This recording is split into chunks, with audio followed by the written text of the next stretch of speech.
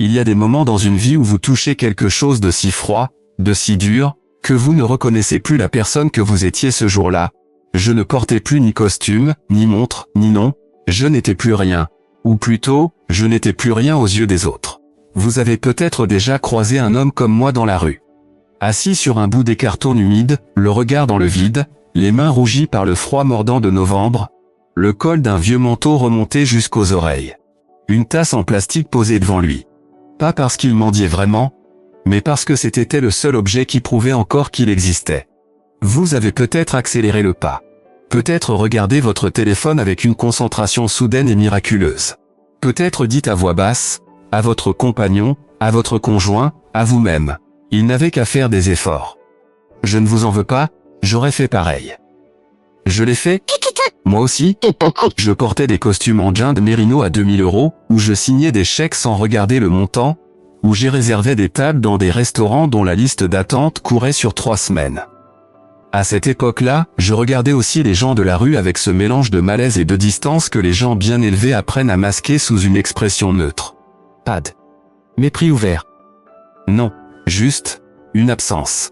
Comme si ma rétine les enregistrait mais que mon cerveau refusait de traiter l'information. J'ai compris aujourd'hui ce mécanisme. Il protège. Il permet de continuer à marcher. Il permet de croire que ce qui leur est arrivé ne peut pas vous arriver à vous. Parce que vous avez fait des efforts, vous avez suivi les bonnes règles, vous avez serré les bonnes mains. Mais ce que je vais vous raconter aujourd'hui, ce n'est pas une leçon de morale. Ce n'est pas un sermon. Ce n'est pas une conférence sur la précarité ou sur l'injustice sociale. C'est une vérité, brute, lente, implacable, sur ce qui arrive quand on croit que l'argent vous rend invincible. Sur ce qui arrive quand on confond la réussite avec le caractère. Sur ce qui arrive quand un homme décide, un mardi matin ensoleillé, de regarder dans les yeux d'un sans-abri assis sur un trottoir de Lyon, et de choisir de ne pas le voir, que je vais vous raconter, c'est le jour où cet homme qui avait tout l'empire, le nom, la réputation, les invitations au dîner qui comptent, a croisé mon regard, et a détourné les yeux et de ce qui s'est passé ensuite, ce que j'allais apprendre. Ce que lui allait perdre. Et comment, dans l'espace de quelques mois, le destin a rétabli quelque chose que ni les tribunaux, ni les avocats, ni les procédures n'avaient su rétablir. Je n'aurais jamais pu l'imaginer. Même dans mes pires cauchemars. Même dans mes meilleurs rêves, il y a une phrase que j'ai lue un soir, seul, assis contre un mur chaud dans le métro de Perrache. Une phrase que quelqu'un avait griffonnée au stylo noir sur un bout de papier collé à un pilier. Les hommes qui ont tout perdu sont les seuls à savoir ce qui compte vraiment. Je n'avais pas compris cette phrase à l'époque. Maintenant, je la vis, prêtez avec moi. Ce que je vais vous dire, vous ne l'oublierez pas, je m'appelle Éric.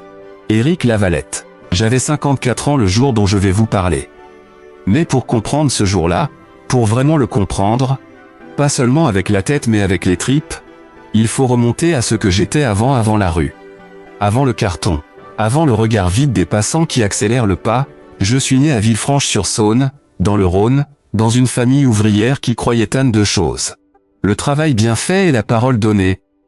Robert était chaudronnier dans une usine métallurgique. Ma mère, Jacqueline, travaillait à mi-temps dans une pharmacie du centre-ville. On n'était pas riches, mais on était correct, dans le sens profond et vieille France du terme. On payait nos dettes, on tenait nos promesses, on ne mentait pas, c'était les années 70 puis 80. La France qui travaillait, qui construisait, qui croyait encore que l'effort était récompensé. Mon père m'a appris à serrer la main en regardant dans les yeux. Éric, il me disait, quand j'avais 10 ans, et qu'il m'emmenait parfois à l'usine le samedi matin, un homme qui ne regarde pas dans les yeux, c'est un homme qui a quelque chose à cacher. J'ai grandi avec cette phrase. Elle est devenue une boussole. J'étais bon à l'école, pas brillant non, mais rigoureux. Le genre de gamin qui refait ses calculs 3 fois pour être sûr. Qui relit ses copies. Qui vérifie. J'ai passé une classe préparatoire à Lyon puis intégré l'école centrale de Lyon en 1989. Diplômé en spécialité génie des systèmes industriels, les premières années de ma carrière, je les ai passées dans une PME de Villefranche, justement, un retour aux sources que je n'avais pas vraiment choisi mais que je n'ai jamais regretté. Des systèmes hydrauliques industriels, du travail technique précis exigeant. Des problèmes réels, des solutions concrètes. J'aimais ça. J'aimais la satisfaction d'une machine qui fonctionne parce que vous avez bien fait votre travail. C'est là que j'ai rencontré Isabelle Morin. Elle était institutrice dans une école primaire à 2 rues de mon bureau. On s'était croisés dans la queue d'une boulangerie. La boulangerie Tissot, qui faisait les meilleurs croissants du département, et qui n'existe plus aujourd'hui, remplacée par une agence immobilière comme tant d'autres. Ce matin-là, il pleuvait, et elle avait un parapluie vert pomme qui ne fonctionnait plus vraiment, et elle riait toute seule de la situation d'une façon qui m'avait arrêté net. On s'est mariés 3 ans plus tard. On a pris un appartement à Villefranche, avec une terrasse qui donnait sur les toits de tuiles orangées et la rivière au loin. Le dimanche matin, on buvait notre café dehors même en automne, enveloppé dans des plaids, les mains autour des bols, en regardant les pigeons se disputer les miettes des airs d'en bas. Les cloches de l'église Saint-Nizier sonnaient 10 heures. L'odeur de la tarte aux pommes de la voisine du dessous montait jusqu'à nous, ce n'était pas grand-chose. Et c'était parfait. Puis il y a eu, comme pour beaucoup d'hommes de ma génération, des hommes qui avaient grandi avec l'ambition comme valeur morale. Il y a eu la rencontre qui a tout changé, son nom était Renaud Martel.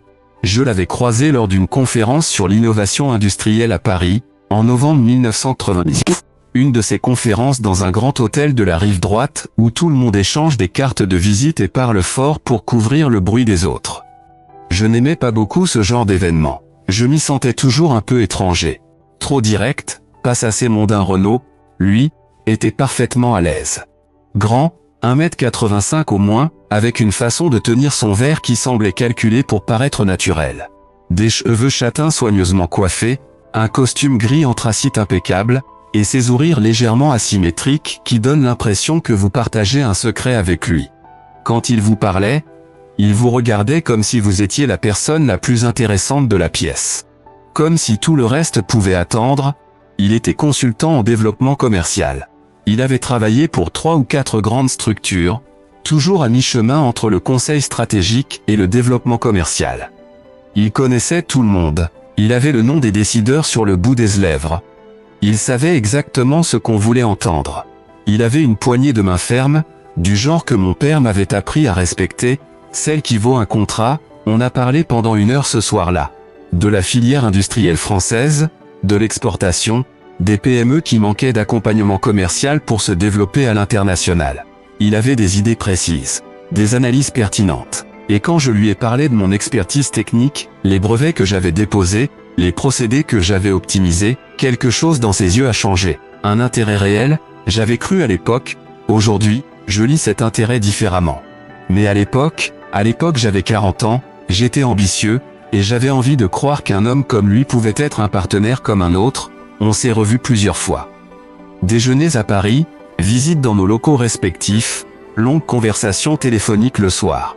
En 2001, on a formalisé l'association Martel-Lavalette Conseil en ingénierie industrielle. Lui apportait le réseau, les clients, la façade commerciale. Moi, j'apportais la compétence technique, les brevets, la crédibilité auprès des ingénieurs et des directions industrielles. En 5 ans, on avait 22 salariés. En 10 ans, on intervenait pour des groupes du CAC. Des contrats à plusieurs millions d'euros. Des projets dans 4 pays européens. Je me souviens du soir où on a signé notre premier grand contrat avec un équipementier automobile du Nord. On était dans une brasserie à 2 pas de la Bourse de commerce à Paris. Une de ces brasseries aux boiseries sombres et aux miroirs dorés qu'on ne trouve plus qu'à Paris et qui sentent la cire et le cognac. Renaud avait commandé du champagne, pas parce qu'on aimait particulièrement ça, mais parce que ça se faisait, parce que c'était le langage de ce monde-là. Et moi, en tenant ce verre, j'avais pensé à mon père. À ses mains calleuses, à l'odeur d'huile de coupe qui ne le quittait jamais vraiment, même le dimanche. Il n'aurait jamais cru que son fils boirait du champagne dans ce genre d'endroit. J'aurais dû m'en souvenir davantage. J'aurais dû garder cette image, mon père, l'odeur de l'usine, la boussole, bien visible devant moi. Mais le succès fait quelque chose aux gens. Il crée une bulle. Et dans cette bulle, on voit moins bien. Isabelle, elle, gardait les yeux ouverts, elle aimait notre vie d'avant. Celle des dimanches et des pigeons et des croissants de la boulangerie Tissot. Elle aimait la version de moi qui rentrait le soir fatigué mais serein, qui enlevait ses chaussures dans l'entrée et qui s'endormait sur le canapé avec le journal sur le ventre. Elle était heureuse avec peu. Et cette capacité-là, cette grâce-là, je ne l'ai vraiment comprise que trop tard. Elle n'aimait pas Renaud. Jamais. Pas ouvertement, pas de façon dramatique. Isabelle n'était pas ce genre de femme. Mais je la sentais se raidir légèrement à chaque fois qu'il appelait le soir. Je voyais son sourire se figer d'une fraction de seconde quand son nom revenait dans la conversation. Un soir de janvier 2009, alors qu'elle lisait sur le canapé et que je lui racontais un projet dont Renaud avait pris la direction sans me consulter, elle a posé son livre doucement. Et elle m'a regardé de cette façon qu'elle avait, calme, directe, sans détour. Eric, avec cet homme, tu ne lis jamais les petites lignes. J'avais souri, j'avais répondu qu'elle s'inquiétait pour rien. Que Renaud était un ami, pas seulement un associé. Que 20 ans de collaboration ça crée des liens. Que je le connaissais, elle n'avait rien ajouté. Elle avait repris son livre, c'est là que j'aurais dû l'écouter. Il y avait un autre signe. Un signe minuscule, que j'avais remarqué mais pas enregistré, pas vraiment. Lors de nos déjeuners d'affaires, et on en avait beaucoup, dans des restaurants qui valaient le prix d'un voyage, Renaud ne regardait jamais les serveurs dans les yeux. Jamais. Pas une seule fois en 20 ans. Comme s'ils n'existaient pas, comme si les êtres humains qui vous apportent votre repas ne méritent pas de figurer dans votre champ de conscience. Un jour, un jeune serveur avait oublié son café après le dessert. Renaud n'avait rien dit, pas de reproche, pas d'impatience visible. Il avait juste pris la tasse vide et l'avait posée au bord extrême de la table, avec un geste précis, contrôlé, comme on dépose quelque chose dont on veut se débarrasser sans créer de scène. Ce geste, ce tout petit geste, j'aurais dû le comprendre. Parce que c'est comme ça que Renaud Martel voyait les gens, utiles ou inutiles, visibles sous invisibles. Et ce jour-là dans la rue, 20 ans plus tard, il avait placé dans la deuxième catégorie l'homme qui lui avait construit son empire. Le temps vous apprend à lire les gens. Mais seulement, toujours, quand il est trop tard. En 2018 quelque chose a commencé à changer dans notre société, pas brutalement. C'est jamais brutal, au début, pas avec les gens intelligents, en tout cas.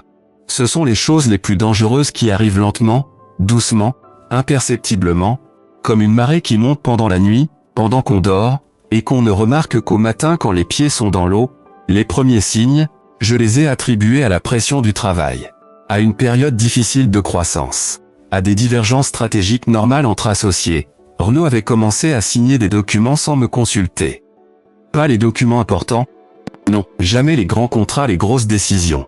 Ceux-là, il me les soumettait toujours avec un sourire, avec le café, avec cette façon de dire « Dis-moi ce que tu penses » qui donnait l'impression d'une vraie consultation. Mais les autres documents, les contrats de sous-traitance avec des filiales que je ne connaissais pas, les conventions de partage de revenus, les avenants au stade, ils glissaient en dessous du radar des réunions avec notre conseil juridique, auquel je n'étais pas convié. Des échanges de mails dont je n'étais plus en copie.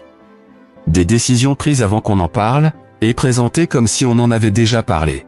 Quand je lui posais des questions, il avait toujours une réponse, fluide, rassurante, avec juste ce qu'il fallait d'explications techniques pour que je comprenne que c'était compliqué, et juste ce qu'il fallait de chaleur amicale pour que je n'insiste pas. C'est pour optimiser la structure fiscale, Eric. Les avocats recommandent ça depuis un moment. Tu t'occupes de la technique, et tu le fais mieux que personne, laisse-moi gérer l'administratif. Et moi, parce que j'avais confiance. Parce que 20 ans d'amitié et de travail commun, ça ne se trahit pas comme ça. Parce que j'étais l'ingénieur, pas le juriste. Parce que j'avais appris dans ma famille que la méfiance entre associés était la mort d'une société. Parce que je croyais au fond, que les gens qui vous regardent dans les yeux ne vous mentent pas, j'avais laissé faire. En septembre 2019, un vendredi après-midi, à 16h passées, quand le week-end commence déjà à peser dans l'air, notre expert comptable, Maître Féroud, m'a demandé un rendez-vous. Seul à seul. Ce n'était pas rare en soi.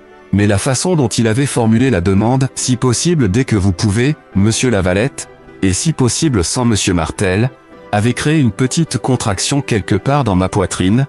Je me souviens de son bureau avec une précision photographique. L'odeur de papier chaud et de café froid. La lumière jaunâtre de sa lampe de bureau articulée, une de ces lampes d'architecte en métal brossé qu'on ne voit plus. Ses mains posées à plat sur un dossier Kraft, comme pour le tenir, comme pour l'empêcher de s'ouvrir trop vite. Il avait l'air gêné. Maître Féroud, que j'avais toujours connu précis et direct, avait l'air d'un homme qui doit annoncer quelque chose de grave à quelqu'un qu'il respecte. Sans en retirant ses lunettes.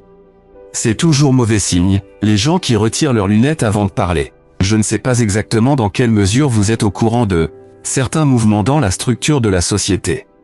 Certains transferts de parts sociales. Un silence. Je ne suis pas au courant. J'avais dit ma voix était restée ferme. Mais quelque chose, quelque part, venait de commencer sa tombée et ce qu'il m'a expliqué ensuite, dans ce bureau jaunâtre qui sentait le papier et le café froid, je n'arrivais pas à le faire entrer dans ma tête. Pas tout de suite. Mon cerveau refusait de construire le tableau parce que le tableau final était impossible. Impossible au sens littéral du terme. Impossible parce que ce pouvait pas être vrai. Parce que ça n'arrivait pas à des gens comme moi. Parce que Renaud était mon ami depuis 20 ans. Renaud Martel, sur une période de 4 années, avait progressivement modifié les statuts de la société. Des assemblées générales extraordinaires, auxquelles j'aurais dû assister, auxquelles j'étais censé avoir assisté selon les procès-verbaux signés de ma main, avaient validé, l'une après l'autre, un transfert progressif de mes parts sociales vers des structures holding, dont Renaud était l'unique bénéficiaire, des signatures qui n'étaient pas les miennes. Une clause de rachat forcé, insérée, dans une version statut que je n'avais probablement jamais lue vraiment, lors d'une mise à jour présentée comme administrative, stipulait qu'en cas de désaccord stratégique persistant entre associés, la partie minoritaire pouvait être rachetée à un prix fixé unilatéralement. J'avais déjà été rendu minoritaire. Et je ne le savais pas le soir même, assis dans ma voiture dans le parking de l'immeuble de Maître Féroud, j'ai appelé Renaud. La main qui tenait le téléphone tremblait légèrement. Je ne sais pas si c'était de la colère ou de la peur. Probablement les deux. Il a décroché à la 3e sonnerie. Renaud, je sors du cabinet de Féroud. Il faut qu'on parle, maintenant. Silence.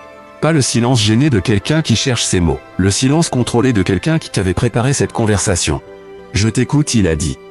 Pas de nervosité, pas de souffle court, juste ce calme calculé que j'aurais dû reconnaître. Les parts, les assemblées, les statuts de 2016. Féroud vient de me montrer des documents avec ma signature sur des réunions auxquelles je n'ai jamais assisté. Qu'est-ce que tout ça, Renaud? Un autre silence. Puis, et je l'entends encore cette voix, dans certaines nuits, Eric. Tu sais très bien que tu n'as jamais été à l'aise avec la partie gestion. Tu t'en plaignais toi-même. Tu te souviens que tu m'avais dit, en 2015 après la réunion avec KPMG, que tu voulais te concentrer sur la partie technique? Tu m'avais donné carte blanche sur l'administratif. Je l'ai dans un mail. J'ai cru avoir mal entendu, j'ai pensé pendant quelques secondes absurdes, il y a une erreur. Il y a forcément une erreur quelque part. Un document mal classé, une confusion entre deux versions des statuts, quelque chose que je n'ai pas compris. Renaud. Ces signatures. Ce ne sont pas les miennes. Sa voix a changé, d'un seul coup, comme si un masque venait de tomber, pas violemment, non posément, posé délibérément sur une surface dure. Eric. Plus froid, plus net. Je te conseille de ne pas aller plus loin dans cette direction. Les procédures judiciaires coûtent cher, elles prennent du temps, et elles sont épuisantes. Tu n'as pas l'argent pour soutenir ça sur la durée, et tu n'as peut-être pas non plus tous les éléments que tu crois avoir. Une pause, puis, réfléchis bien. Il y a une sortie propre sur la table. On peut faire ça dignement.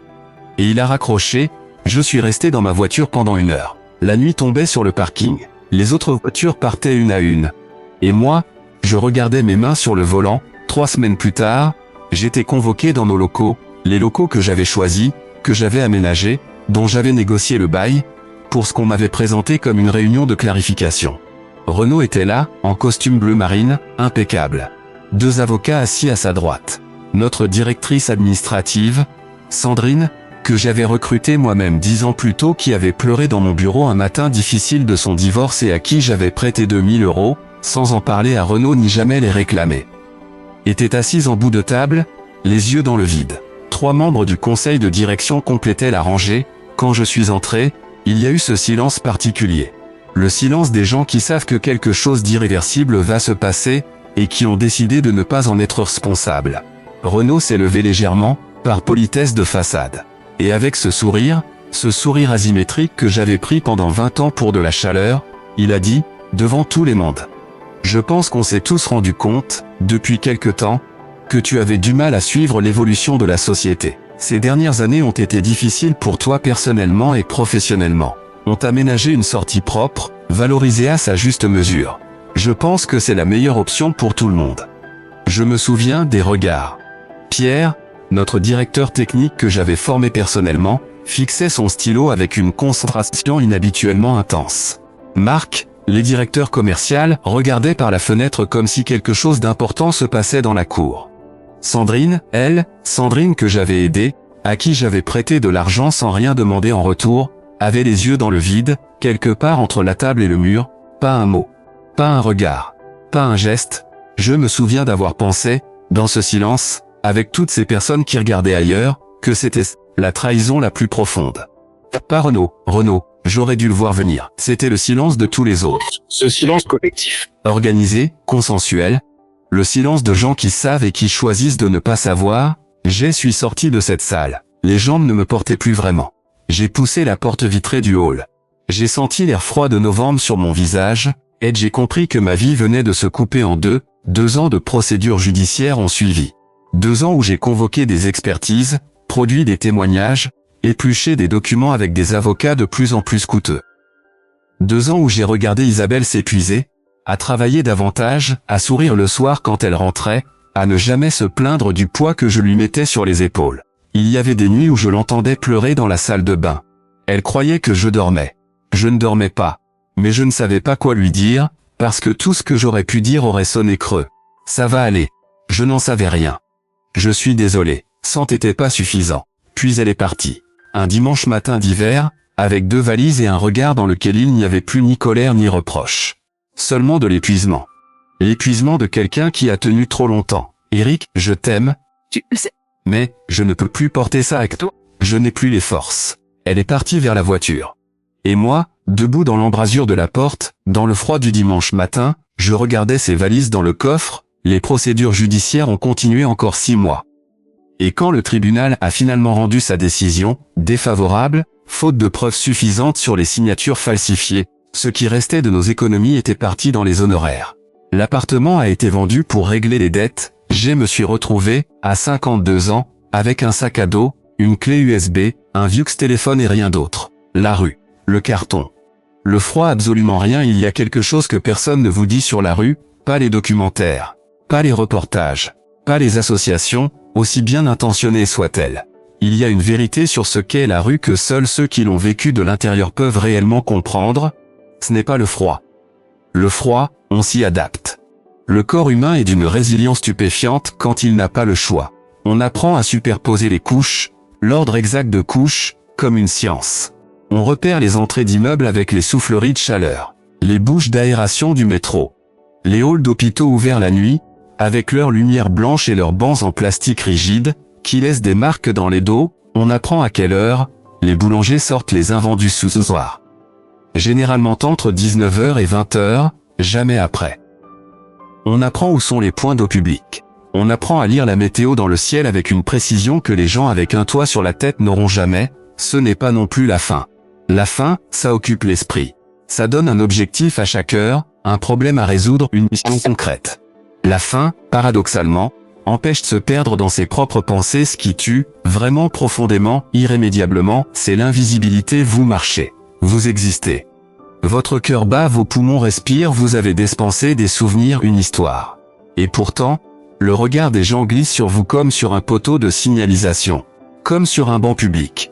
Comme sur une poubelle. Vous appartenez au décor de la ville sans en faire partie. Ce regard-là, ou plutôt cette absence de regard, m'a appris quelque chose que 20 ans de réussite professionnelle n'avaient pas pu m'enseigner. Il m'a appris ce que ça fait d'être de l'autre côté. Je pensais à tous les sans-abri que j'avais croisés dans ma vie d'avant. Tous ces hommes et ces femmes que j'avais effacés de mon champ de vision avec cette efficacité et vous enseigne. Je me demandais ce qu'ils avaient été, quelles histoires y portaient, quel dimanche, quel matin de café et de pigeons ils avaient eu, avant. Je n'ai rien dit à personne de ce que je ressentais. Je n'ai rien dit à personne de ce que je pensais, j'attendais. J'observais. Et j'apprenais à être patient d'une façon que je n'avais jamais connue.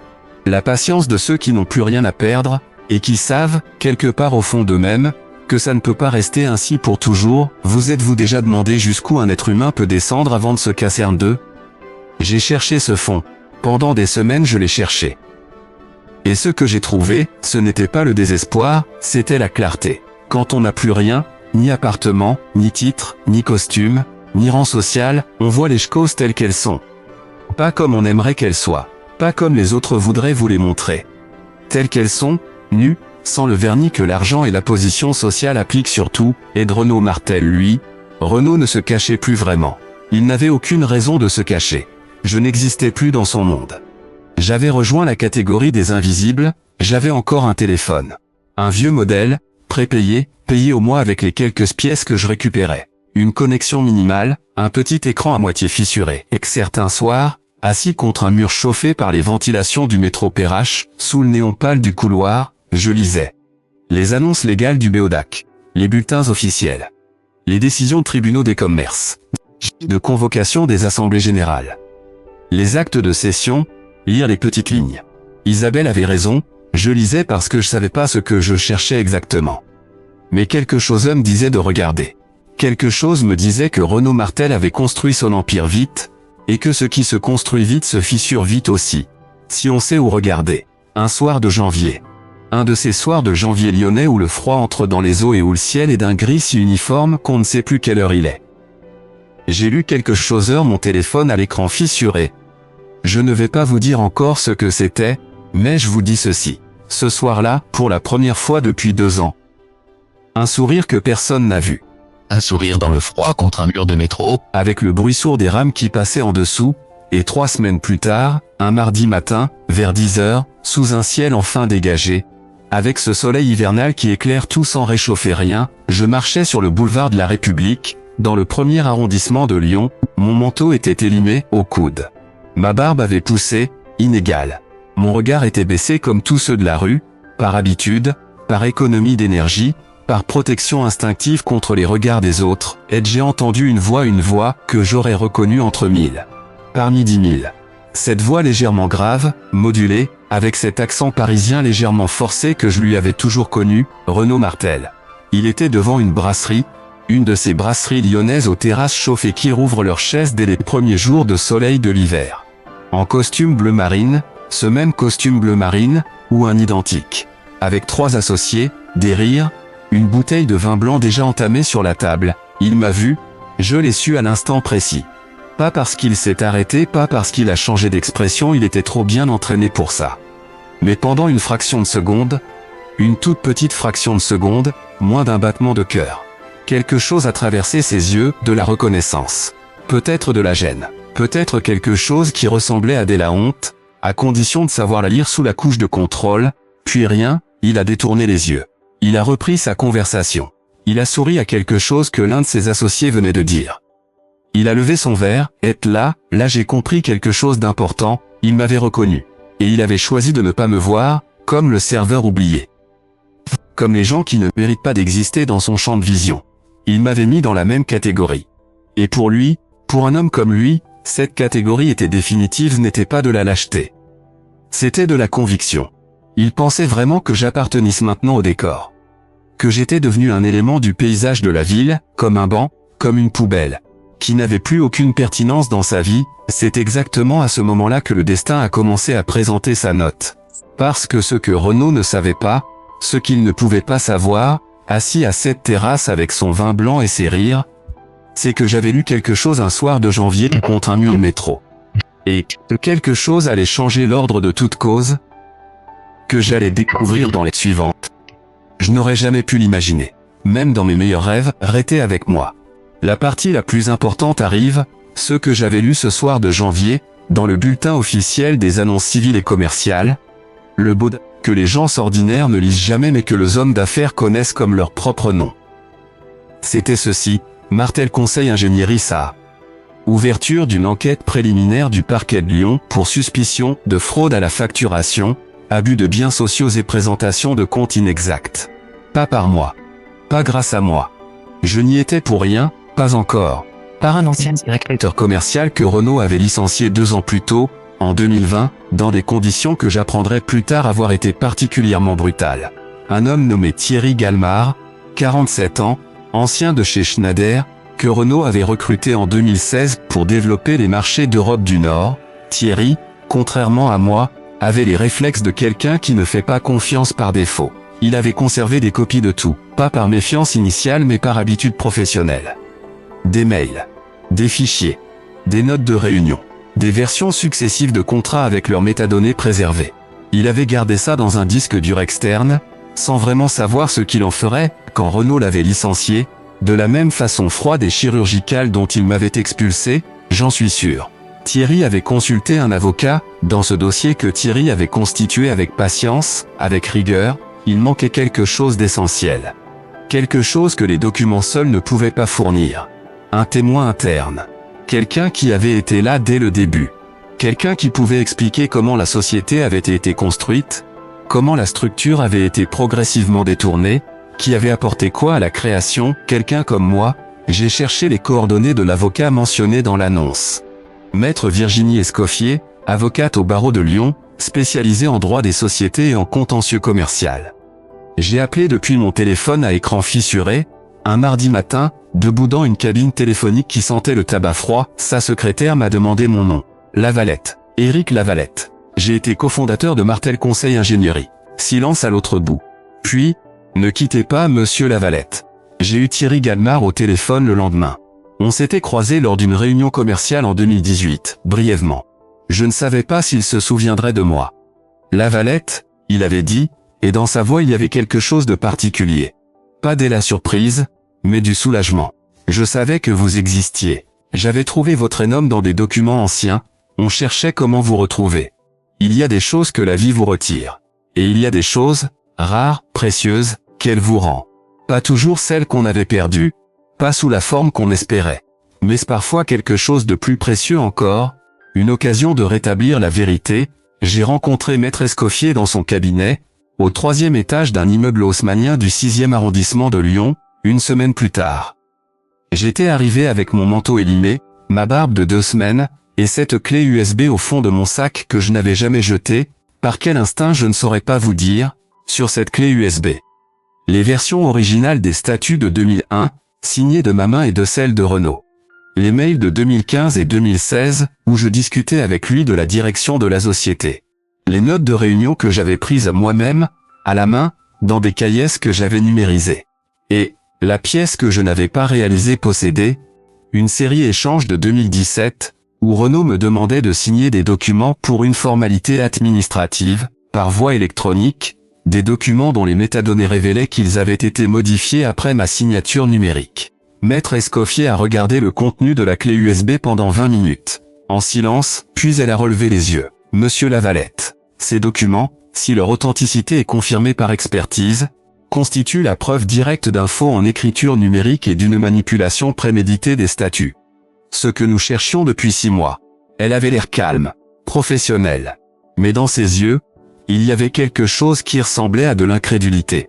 L'incrédulité de quelqu'un qui vient de trouver exactement ce qu'il cherchait, là où il ne s'y attendait plus. Ce que je ne savais pas, c'est que ces documents constituaient la pièce manquante du puzzle. La différence entre un dossier fragile et un dossier béton, les semaines suivantes ont été longues. Je les ai passées à témoigner, à expliquer, à dater, à contextualiser. À revivre des années de travail commun sous l'angle de ce qu'elles étaient vraiment. Une manipulation construite patiemment, méthodiquement, sur 2 décennies, c'était épuisant. Et en même temps, c'était la première chose utile que je faisais depuis 2 ans. En avril, Renaud Martel a reçu une convocation du juge d'instruction. J'imagine, et je me permets d'imaginer parce que j'ai entendu la scène décrite par Thierry qui était là. J'imagine qu'il l'a ouverte avec ce calme calculé qui était sa signature. J'imagine qu'il a appelé son avocat avec la même voix posée qu'il avait quand il gérait les mauvaises nouvelles. J'imagine qu'il a pensé que c'était gérable. Que tout est gérable, quand on a les bons avocats et le bon réseau, ce qu'il n'avait pas compris, ce qu'un homme comme lui ne peut pas comprendre, parce que sa façon de voir le monde ne le permet pas. C'est que les gens qu'on rend invisibles ne disparaissent pas vraiment. En juin, son compte bancaire principal a été gelé dans le cadre de la procédure. Une mesure conservatoire demandée par le parquet. La nouvelle a circulé discrètement dans le milieu d'affaires lyonnais. Ces milieux où tout se sait, et où personne ne dit rien ouvertement, mais où les regards changent. Lors des déjeuners, les premiers clients à partir ont été les plus anciens. Ceux qui avaient travaillé avec la société depuis le début. Depuis l'époque où c'était moi qui gérais les relations techniques. Ils sont partis sans faire de bruit, poliment, en invoquant des réorientations stratégiques. Mais dans le milieu, on savait. Puis les banques ont demandé des explications sur des mouvements de trésorerie. Puis 2 des associés que j'avais vu rire avec lui devant cette brasserie, les 2 homos vestes bien coupés qui levaient leurs verres sous le soleil d'hiver, ont demandé à sortir du capital. Précipitamment.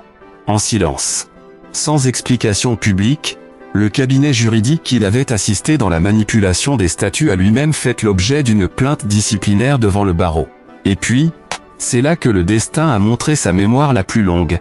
Un expert en propriété industrielle qui avait travaillé avec nous en 2017 et qui avait signé des rapports d'évaluation sur nos brevets dont il connaissait parfaitement la source réelle, a décidé de contacter Maître Escoffier de sa propre initiative. Il avait eu, m'a-t-elle dit, une crise de conscience. Je ne sais pas ce que ça lui a coûté. Je ne suis pas sûr que ça compte. Ce qui compte, c'est qu'il a témoigné. Le procès s'est tenu au tribunal correctionnel de Lyon sur 4 audiences réparties sur 3 semaines. J'étais présent à la dernière, je me souviens d'être entré dans la salle d'audience ce matin-là. J'avais un costume, emprunté, un peu large aux épaules, mais un costume. Et j'avais passé un long moment, ce matin-là, à regarder dans le miroir de la salle de bain de l'appartement de Thierry où j'avais dormi. Je me regardais. L'homme qui me regardait en retour n'était plus tout à fait celui que j'avais connu. Plus maigre, plus de gris dans la barbe, des lignes autour des yeux que je n'avais pas avant. Mais dans le regard, quelque chose que je n'y avais pas vu depuis longtemps. De la paix, j'ai poussé la porte de la salle d'audience. Renaud était assis aux côtés de son avocat, ce même costume bleu marine, ou une identique.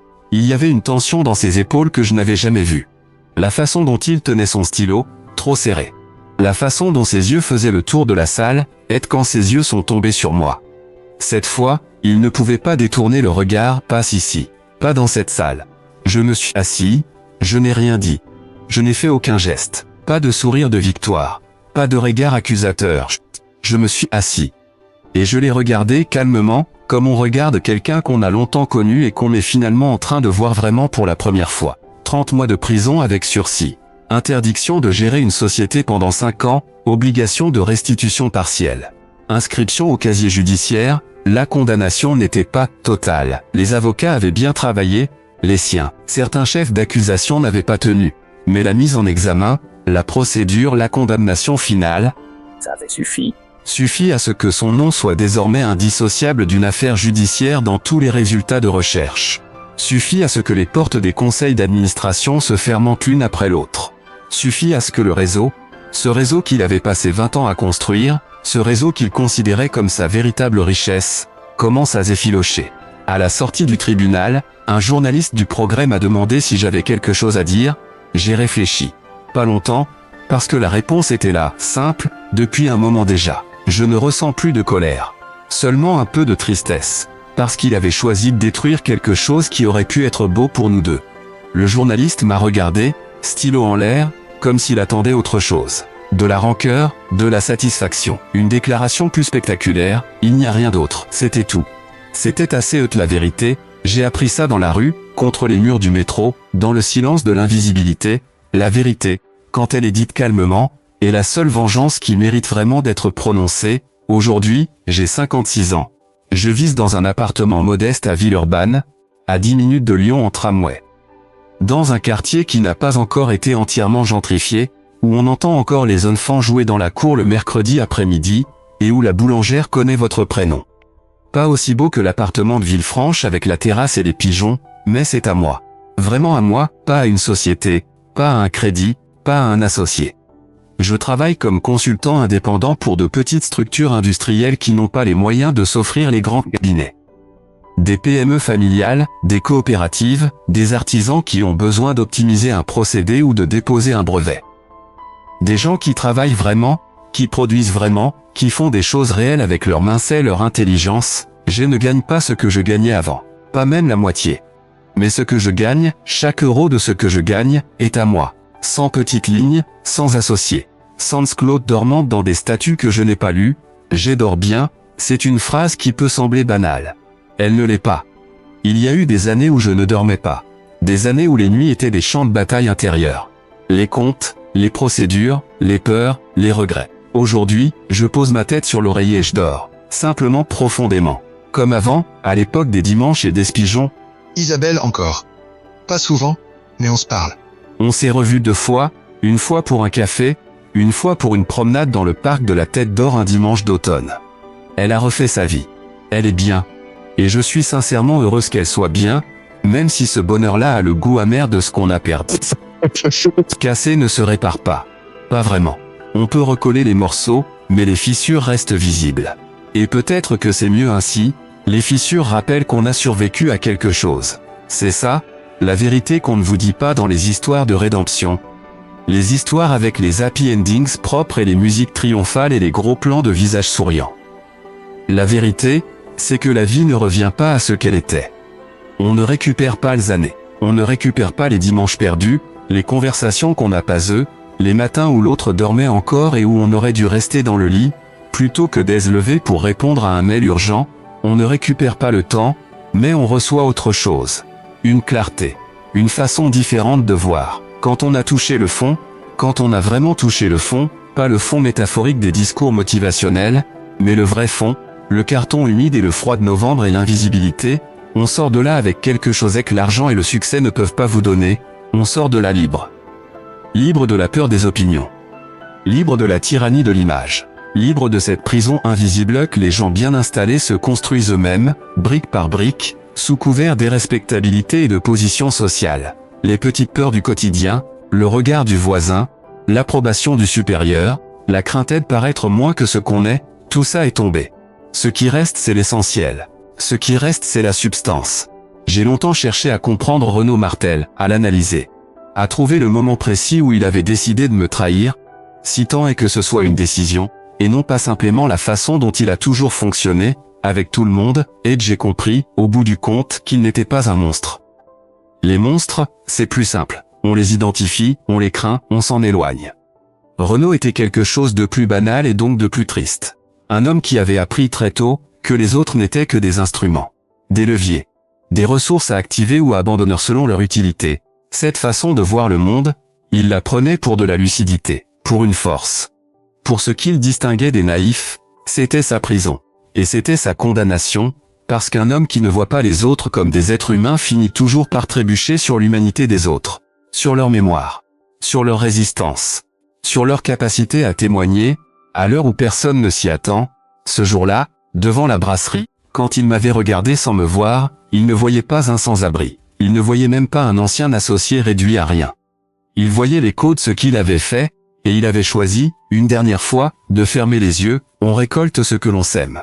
Pas dans les délais qu'on choisit. Pas de la façon qu'on imagine. Pas avec le spectacle qu'on aurait souhaité. Mais la vie tient ses comptes avec une patience infinie. Une patience que nous, les humains, n'avons pas. Le temps prend beaucoup de choses, mais il rend aussi. Pas toujours ce qu'on a perdu, il ne rend pas toujours le même appartement, la même femme, les mêmes dimanches, mais il rend quelque chose. Souvent quelque chose de différent et de meilleur, la dignité retrouvée. La paix gagnée.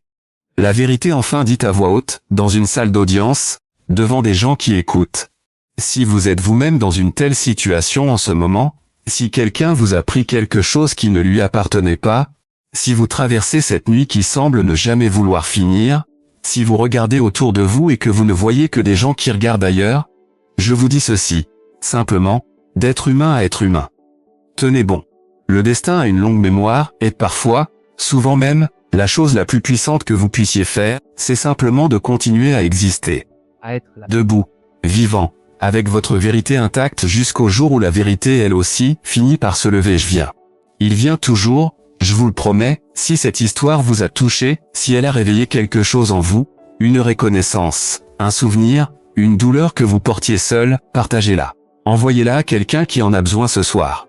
Laissez un commentaire, racontez-moi votre propre histoire, dans les mots qui vous semblent justes, parce que chaque témoignage est une lumière. Et il y a des gens, quelque part, qui attendent dans l'obscurité depuis trop longtemps. Merci d'avoir été là jusqu'à la fin, je vous le dis sincèrement, du fond de ce que j'ai traversé et de ce que j'ai reconstruit, merci.